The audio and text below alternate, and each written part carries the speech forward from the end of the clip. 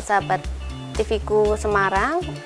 Nah, kali ini kita akan masuk ke dalam sesi mata kuliah tentang MSDM atau Manajemen Sumber Daya Manusia. Nah, perkenalkan, saya Ibu Arta Febriana. Ya, di sini kita akan masuk ke acara Sapa Dosen TV-ku gitu ya. Nah, di sini kita tahu bahwa MSDM ya itu adalah Manajemen Sumber Daya Manusia. Kita mulai apa sih yang akan kita bahas di sini nanti? Ya, yang akan kita bahas di sini yang pertama adalah tentang apa sih MSDM itu, lalu juga fungsi-fungsinya, selain itu prosesnya bagaimana, dan lingkungan yang ada di dalam MSDM itu apa saja gitu ya. Nah, kita mulai dari definisinya dulu. Apa sih MSDM gitu ya? Kita tahu MSDM atau Manajemen Sumber Daya Manusia. Nah, manajemen itu adalah mengelola.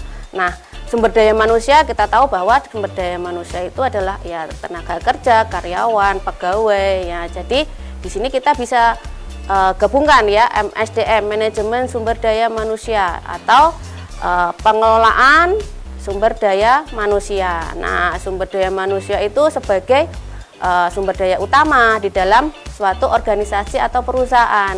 Nah, di situ ada dua fungsi gitu ya yang ada di dalamnya, yaitu fungsi manajemen dan fungsi operasional.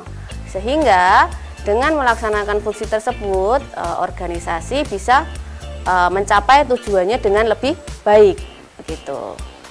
Oke, nah selanjutnya bagaimana sih prosesnya gitu ya? MSDM ini di dalam suatu organisasi. Nah, kita lihat bahwa ada input gitu ya, lalu menjadi output di dalam organisasi. Nah, input itu berupa manusia, material, metode, dan peralatan. Nah, di dalam organisasi pun itu ada berbagai macam bidang, tidak hanya MSDM saja, namun ada di bidang produksi, di bidang keuangan, dan di bidang pemasaran, yang dimana di dalam setiap bidang tersebut itu membutuhkan orang-orang di dalamnya atau pegawai atau karyawan yang melakukan fungsi-fungsi operasionalnya. Nah, disitulah fungsi dari MSDM atau Manajemen Sumber Daya Manusia untuk memproses hal tersebut dari input menjadi output. Outputnya apa sih? Outputnya ya berupa produk, barang, ataupun jasa gitu ya. Jadi di mana perusahaan itu tidak hanya semata-mata memproduksi barang atau jasa, namun mereka juga harus memikirkan bahwa produknya itu ataupun jasanya itu bisa lebih baik daripada perusahaan yang lain atau pesaingnya. Nah, seperti itu.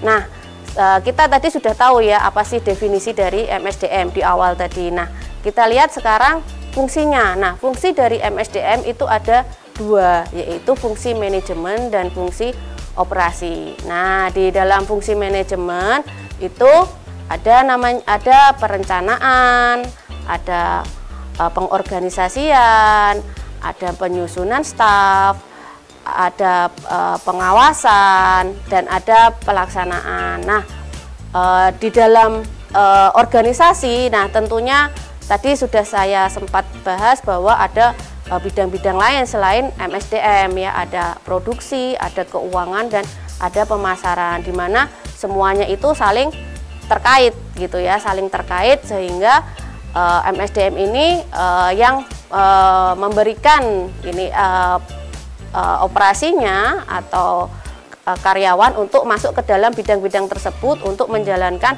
fungsi-fungsinya ya sesuai dengan bidangnya. Kalau manajemen produksi ya berarti untuk produksinya, atau untuk keuangannya, ataupun untuk pemasarannya. Nah, kita lihat satu persatu apa sih planning gitu ya.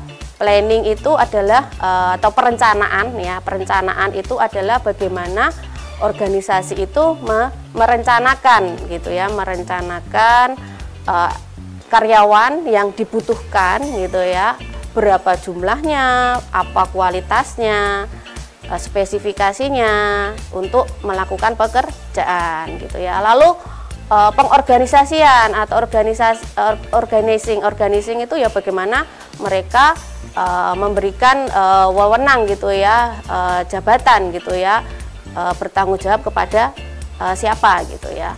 Lalu penyusunan staf itu juga untuk yang melakukan gitu ya sesuai dengan kebutuhannya ya, penyusunan staf. Lalu ada pelaksanaan dan controlling. Nah, pelaksanaan operasional dan controlling adalah pengawasan.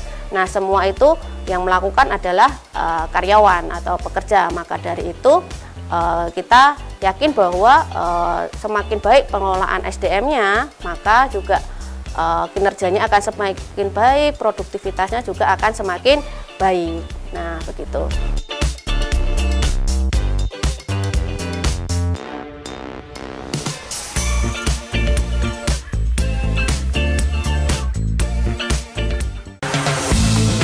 Selamat datang di Fakultas Ekonomi dan Bisnis Udinus.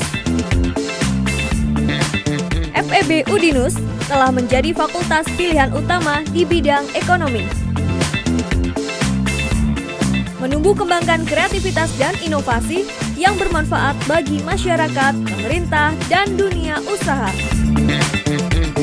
Tertarik ekonomi, bergabunglah bersama kami.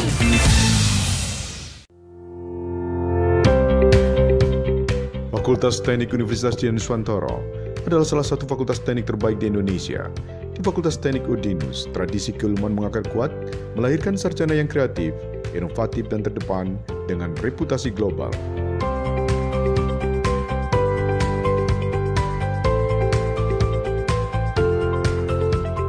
Fakultas Teknik Udinus menjalin joint program dengan perguruan tinggi ternama baik dalam maupun luar negeri.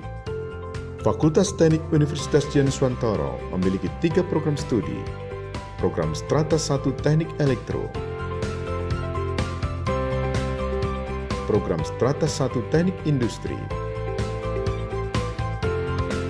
dan Program Strata 1 Teknik Biomedis. Fakultas Teknik Universitas Dian Nuswantoro terus tumbuh untuk menjadi yang terbaik, menghasilkan lulusan yang mampu mengembangkan karyanya demi pembangunan dan kemajuan bangsa.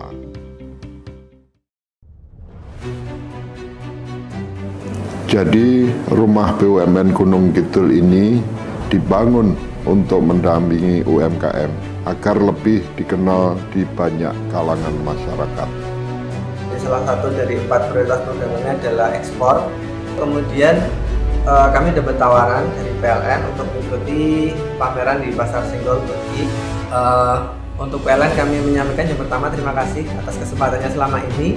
Jadi selama 2 tahun ini kami diajak untuk ikut pameran G20, kemudian kami diajak untuk kemarin pameran di Turki. Kami berharap rumah BUMN Gunung Kidul binaan PT PLN Persero dapat menjadi wadah bagi UMKM di Yogyakarta dan sekitarnya.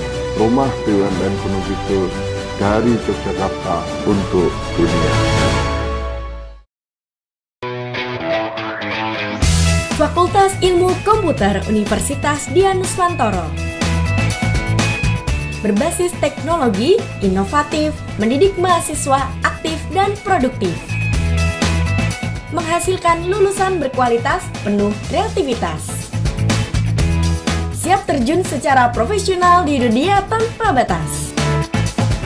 Fasilkom Udinus, enjoy with Tekno Kreatif. Jadi rumah BUMN Gunung Kidul ini dibangun untuk mendampingi UMKM agar lebih dikenal di banyak kalangan masyarakat. Salah satu dari 4 prioritas program ini adalah ekspor. Kemudian kami dapat tawaran dari PLN untuk mengikuti pameran di Pasar Senggol Turki. Untuk PLN kami menyampaikan yang pertama terima kasih atas kesempatannya selama ini. Jadi selama 2 tahun ini kami diajak untuk ikut pameran G20, kemudian kami diajak untuk kemarin pameran di Turki. Kami berharap rumah BUMN Gunung Kidul binaan PT PLN Persero dapat menjadi wadah bagi UMKM di Yogyakarta dan sekitarnya. Rumah BUMN Gunung Kidul dari Yogyakarta untuk dunia.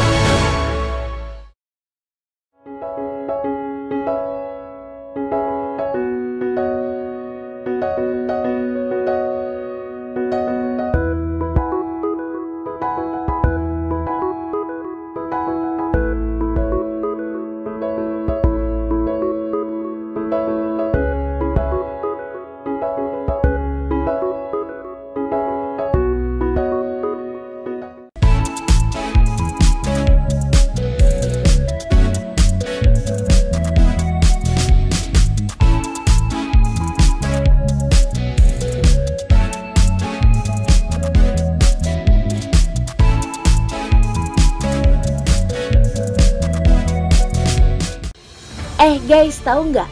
Pertumbuhan hotel beberapa tahun ini tuh terus meningkat. Nah, meningkatnya industri perhotelan menuntut industri perhotelan tuh harus menggunakan sumber daya manusia yang ahli, handal, dan profesional. Nah, di Udinus itu ada program studi sarjana terapan pengelolaan perhotelan yang mencetak sumber daya manusia yang ahli di bidang pengelolaan perhotelan. Mahasiswanya dibekali ilmu baik secara praktek maupun teori. Program studi sarjana terapan pengelolaan perhotelan mempersiapkan mahasiswanya untuk memiliki segudang kompetensi, antara lain di bidang housekeeping, front office, food and beverage, product and service, hingga menguasai keahlian di bidang teknologi informasi. Wow! Nah, yang serunya nih, mereka tuh memberi kesempatan mahasiswanya selama 2 semester untuk belajar dan praktek di hotel dalam negeri maupun luar negeri. Selain itu, mahasiswa sarjana terapan pengelolaan perhotelan Udinus juga dibekali kemampuan untuk bisa berbahasa asing. Kayak misalnya nih, bahasa Inggris, bahasa Jepang, dan bahasa Mandarin. Selain sarana dan prasarana yang super lengkap serta dosen pengajarnya yang memiliki kualitas pendidikan master hingga doktor, yang menjadikan mahasiswa sarjana terapan pengelolaan perhotelan Udinus mempunyai kemampuan handal dan profesional.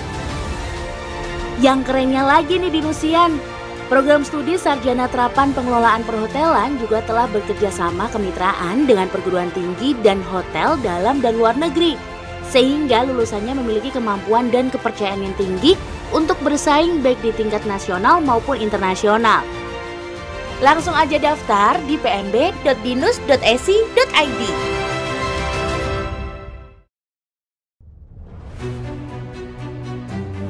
Jadi, rumah BUMN Gunung Kidul ini dibangun untuk mendampingi UMKM agar lebih dikenal di banyak kalangan masyarakat. Salah satu dari 4 prioritas programnya adalah ekspor. Kemudian kami dapat tawaran dari PLN untuk mengikuti pameran di Pasar Senggol Turki. Untuk PLN kami menyampaikan yang pertama terima kasih atas kesempatannya selama ini. Jadi selama 2 tahun ini kami diajak untuk ikut pameran G20, kemudian kami diajak untuk kemarin pameran di Turki. Kami berharap rumah BUMN Gunung Kidul binaan PT PLN Persero dapat menjadi wadah bagi UMKM di Yogyakarta dan sekitarnya. Rumah BUMN Gunung Kidul dari Yogyakarta untuk dunia.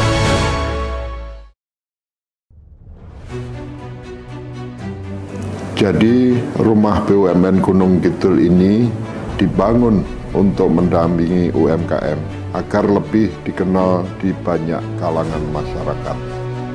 Salah satu dari 4 prioritas programnya adalah ekspor.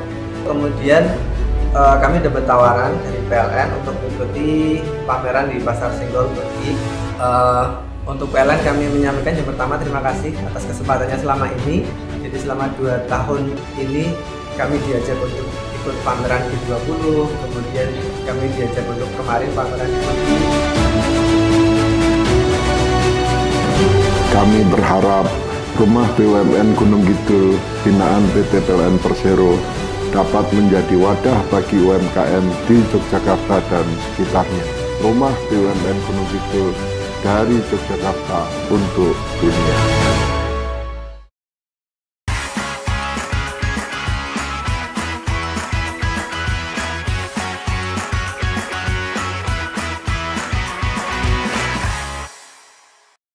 kita mulai dari perencanaan dulu. Nah, apa sih perencanaan tadi ya, kita sempat bahas sedikit ya, bahwa perencanaan itu merencanakan tenaga kerja secara efektif gitu ya, secara efisien agar sesuai dengan kebutuhan perusahaan dalam membantu terwujudnya tujuan. Nah, selain perencanaan itu ada namanya pengorganisasian atau organizing tadi ya. Organizing juga bagaimana mengorganisasikan untuk pengorganisasiannya, lalu selanjutnya untuk penyusunan stafnya. Nah, pengorganisasian di sini kegiatan untuk mengatur semua karyawan. Nah, dengan bagaimana pembagian pekerjaannya, lalu hubungan kerjanya, kewenangannya, delegasinya, integrasinya, lalu koordinasinya. Ya, biasanya pengorganisasian itu diperlihatkan dalam bentuk chart gitu ya, atau organisasi chart itu ya, bagan gitu ya. Lalu fungsi yang selanjutnya adalah manajerial ya, fungsi manajerial atau fungsi manajemen, yaitu adalah penyusunan staf atau staffing ya.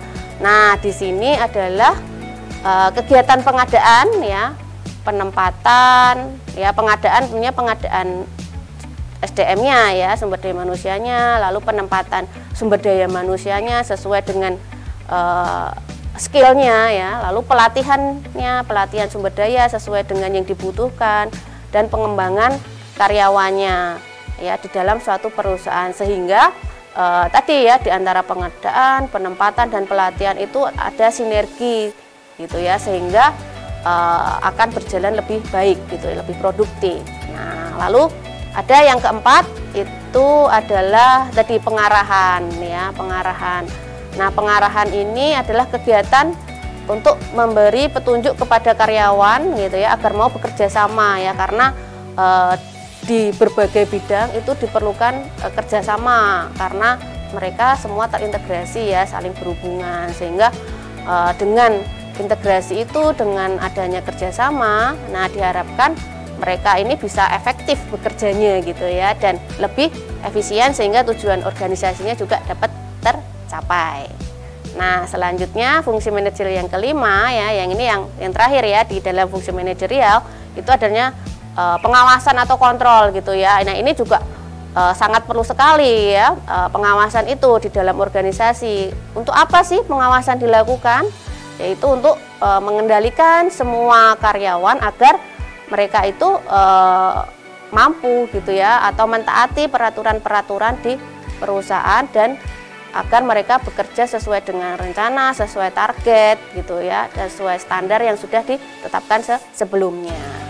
Oke, nah selain tadi ada fungsi manajerial ya, ada fungsi operasional gitu ya.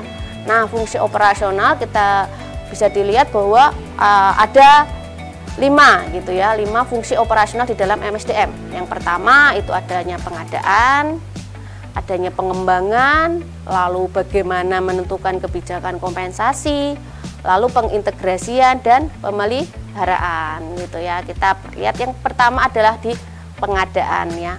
Pengadaan sumber daya manusia, yaitu meliputi gitu ya, analisa pekerjaan, lalu perencanaan SDM, lalu rekrutmen, seleksi, dan penempatan ya. Analisa pekerjaan itu apa sih? Nah, analisa pekerjaan itu lebih kepada pekerjaan-pekerjaan apa sih yang dibutuhkan gitu ya untuk dalam suatu perusahaan atau organisasi, atau biasanya disebut dengan deskripsi pekerjaan dan spesifikasi pekerjaan gitu ya. Jadi kalau deskripsi pekerjaan itu biasanya apa sih tugasnya, kewajibannya gitu ya. Tapi kalau spesifikasi pekerjaan itu lebih kepada siapa sih yang akan melakukannya.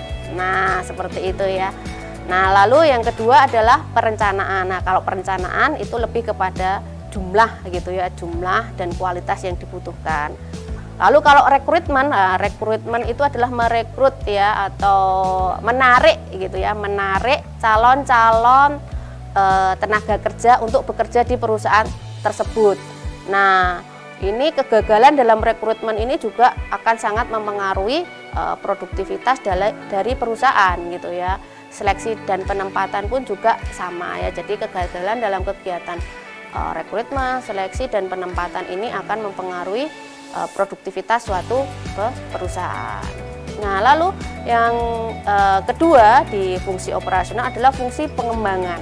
Nah, pengembangan ini tidak hanya pengembangan karyawannya saja, namun juga organisasinya, manajemennya gitu ya. Nah, kalau pengembangan SDM ya, atau karyawan itu biasanya dengan melakukan pelatihan gitu ya. Lalu pengembangan karir ya bisa dengan rotasi, pekerjaan seperti itu. Lalu pengembangan organisasi dengan pembelajaran ya dari teknologi dan penilaian kinerja. Nah, penilaian kinerja ini juga sangat penting ya bagi suatu organisasi maupun karyawan. Nah, di sini kenapa sih perlu dilakukan penilaian ya supaya organisasi tahu apa yang mereka kerjakan atau organisasi atau karyawan kerjakan itu memang sudah sesuai standar atau target atau belum gitu ya. Lalu yang ketiga itu di dalam fungsi operasional itu ada kompensasi. Nah, penetapan kompensasi. Nah, kompensasi ini lebih kepada balas jasa gitu ya yang diberikan organisasi kepada karyawan gitu ya. Nah, kompensasi ini lebih bisa ada dua nih, ada kompensasi finansial ataupun kompensasi non finansial.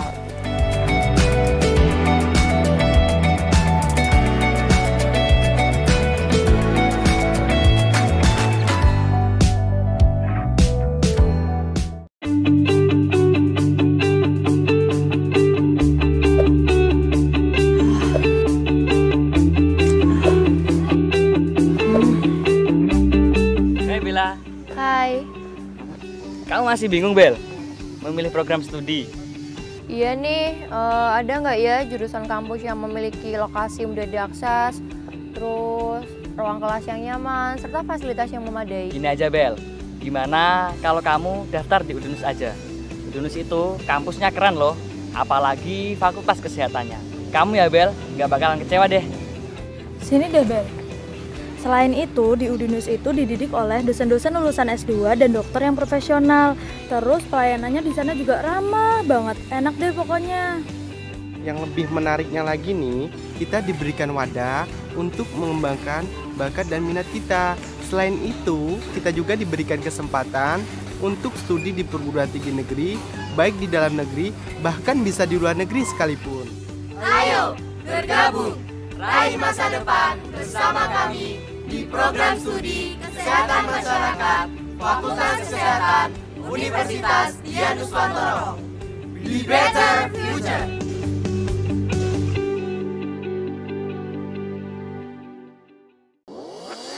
Wong lulus sekolah malah domblang-domblong, pengen langsung kerja.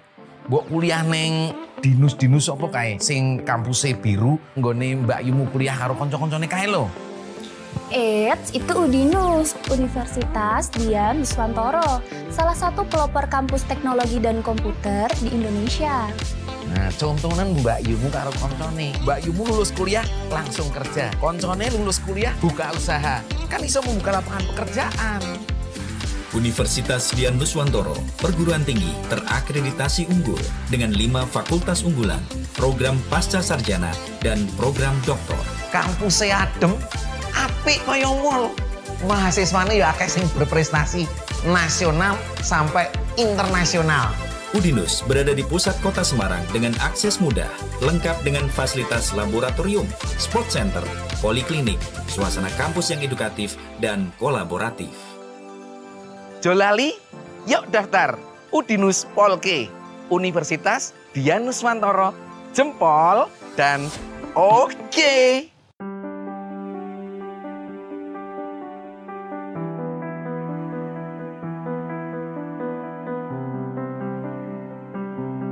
Program studi sarjana terapan manajemen perhotelan mengembangkan keterampilan dan pengetahuan perhotelan khususnya dalam bidang perencanaan, produksi, pengawasan, dan pengelolaan perhotelan serta jasa industri lainnya dalam bidang perhotelan.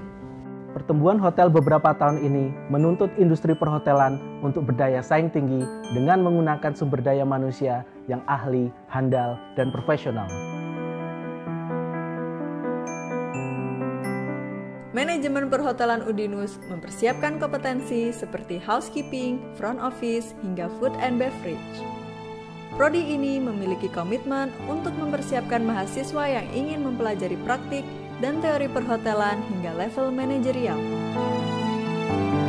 Kami mahasiswa Sarjana Terapan Manajemen Perhotelan dibekali dengan kemampuan berbahasa asing seperti bahasa Inggris, Jepang, dan Mandarin. Diampu oleh dosen yang memiliki kualitas S2 hingga S3, membuat kami menjadi mahasiswa tersertifikasi yang profesional, sehingga kami memiliki kepercayaan diri untuk bersaing baik di tingkat nasional maupun internasional. Sarjana Terapan Manajemen Perhotelan, a place to nurture professionalism.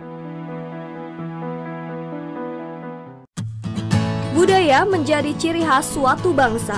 Bahasa sebagai media komunikasi antar negara menjadi yang terdepan dalam budaya dan bahasa yang ingin dicapai Fakultas Ilmu Budaya Universitas Dian Nuswantoro Semarang. Menjadikan lulusan yang profesional, sarana dan prasarana yang lengkap, skill plus program, serta bekerja sama dengan universitas terkemuka di dunia. Let's join us. Udinusへ来てください.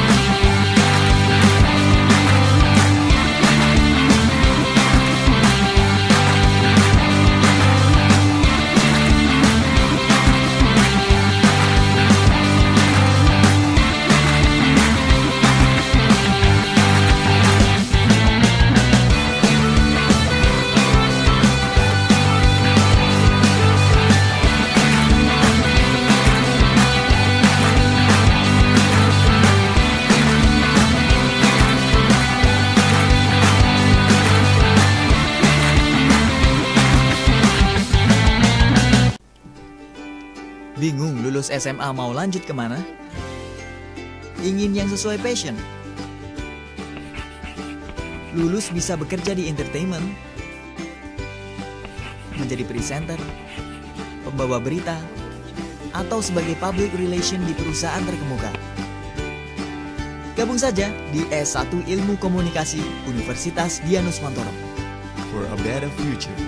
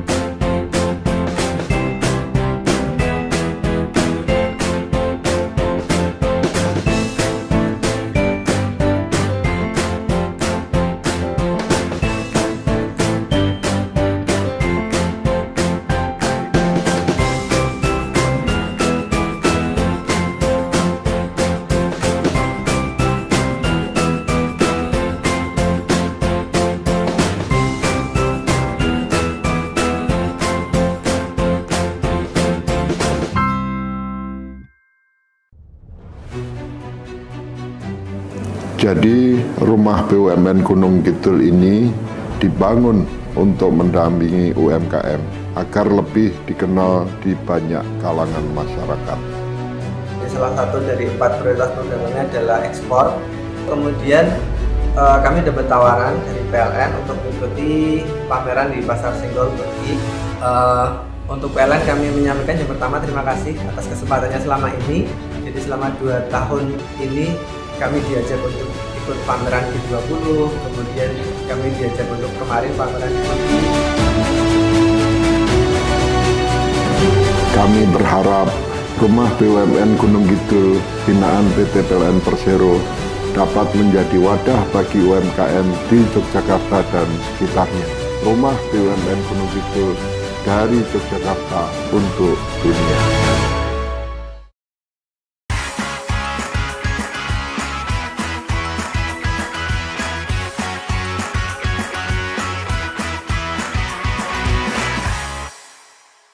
Lalu fungsi operasional yang selanjutnya ada pengintegrasian. Nah, pengintegrasian ini lebih kepada mengintegrasikan kebutuhan dari SDM tersebut atau karyawan tersebut. Nah, di sini organisasi atau perusahaan bisa melakukan motivasi ya, lalu meningkatkan kepuasan dan menggunakan gaya kepemimpinan yang memang sesuai dengan karakteristik dari karyawan tersebut.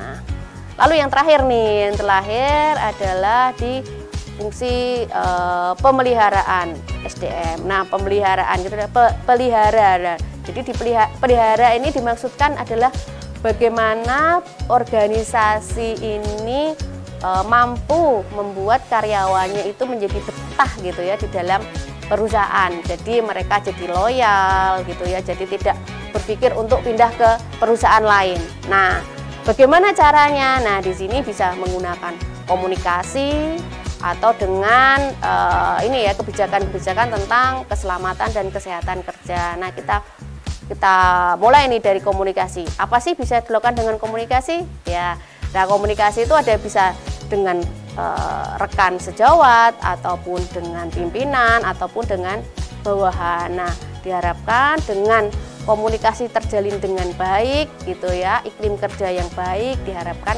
mereka atau karyawan itu menjadi betah gitu ya, berada di dalam perusahaan. Nah, beda dengan K3 ya, keselamatan dan kesehatan kerja. Nah, ini juga sangat penting nih sekarang kita lihat bahwa dengan adanya ini ya, kita setelah pandemi ini, nah diharapkan organisasi itu lebih mementingkan gitu ya, atau lebih mementingkan di kesehatan dan keselamatan kerja. Bagaimana mereka membuat kebijakan atau aturan-aturan tentang kesehatan dan keselamatan kerja, bagaimana melindungi diri tempat kerja, menggunakan APD, menggunakan alat ya sesuai dengan aturan yang berlaku, supaya apa? Supaya mereka tidak terjadi kecelakaan dalam bekerja. Nah, di sini kita lanjutkan ke dalam fungsi operasional tadi ya. Kita lihat satu persatu. Apa sih fungsi pengadaan? Nah, tadi kita sudah bahas ada proses untuk rekrutmen, seleksi, penempatan ya sesuai dengan kebutuhan. Nah,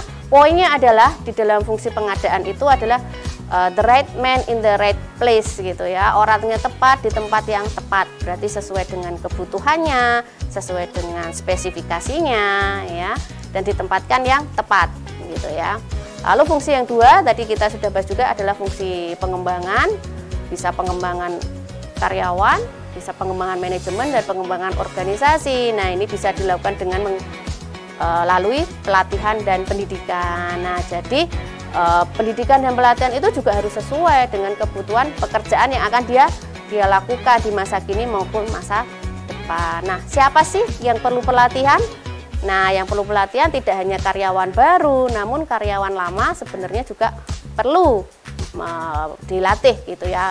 Misalkan apa ya? Misalkan ketika ada alat baru atau teknologi baru yang datang gitu ya. Nah, itu perlu pelatihan untuk mengoperasikan teknologi tersebut. Nah, kalau karyawan baru apa ya? Misalkan masa orientasi ya, pengenalan tentang perusahaan, lalu apa yang akan dia kerjakan dan lain-lain.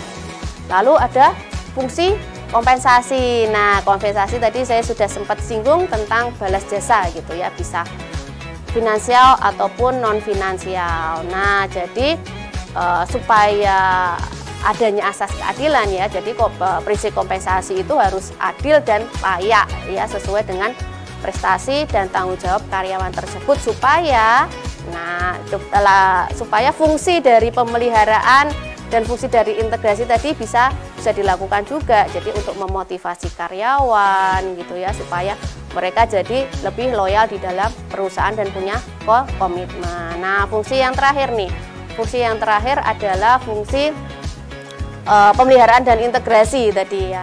Nah, jadi tadi ya saya sempat singgung pengintegrasian, yaitu untuk apa? Untuk mempersatukan ya kebutuhan karyawan dan kepentingan dari perusahaan supaya saling terjadi sinergi, harmonis dan saling menguntungkan. Kita tahu bahwa setiap pihak di dalam organisasi ya, ada pihak pengusaha, ada pihak karyawan dan pihak pemerintah itu punya kepentingan yang berbeda-beda, di mana mereka harus menyeimbangkan nih antara kepentingan dan hak mereka gitu ya, supaya ini terjalin kerjasama yang baik. Nah, integrasi itu penting dan sebenarnya agak sulit gitu ya dalam MSDM, karena memang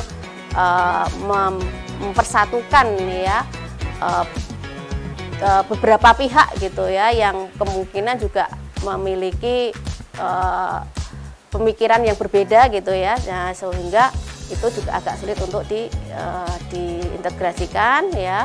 Namun itulah tugas seorang pengelolaan ya di dalam organisasi. Kita lanjutkan dengan lingkungan MSDM. Nah, lingkungannya apa sih di dalam SDM itu?